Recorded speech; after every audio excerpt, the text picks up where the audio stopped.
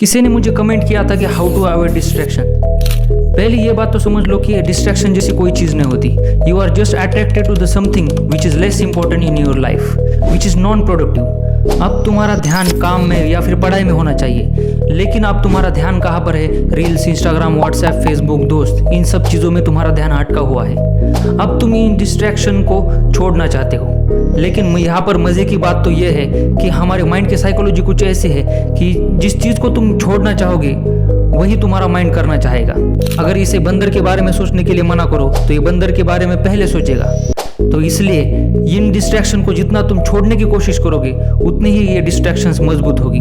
तो अब इसका सोल्यूशन क्या है? When you get the upper god you will never pray for the lower one. यानी कि जब तुम्हें कोई बड़ी चीज़ मिल जाती है तब छोटी चीज़ें ऑटोमेटिकली छूट जाएगी। जब तुम्हें कोई सुंदर चीज़ मिल जाएगी तो घटिया चीज़ें अपने आप तुम्हारे लाइफ से हट जाएंगी। तुम्हें कोई बड़ा नशा ढूंढना पड़ेगा तो ये छोटे और घटिया नशे ऑटोमेटिकली छूट जाएंगे। अब ये नशा किसी भी चीज़ का हो सकता है, वो तुम्हारे हेल्थ का, रिलेशनशिप का, साइकोलॉजी का, फिलोसॉफी का, करियर का, सोसाइटी का। ये तुम्हारी मर्जी है कि तुम वो नशा कौन सा चूज करते हो। डिस्ट्रैक्शन वाली चीज़ें छोड़ना इसीलिए मुश्किल होता है क्योंकि ये चीज़ें तुम्हें अच्छी लगती है, इन चीज़ों से तुम्हें मज़ा आता है, और जो चीज़ तुम्हें अच्छी लगती है वो तुम क्यों छोड़ोगे? तो अब ये चीज़ें तुम तभी छोड़ पाओगे जब इससे ज़्यादा और इससे बढ़िया कोई दूसरी चीज़ तुम्हें खुशी दे, मज़े दे, तभी ये चीज़ें छूट पाएगी।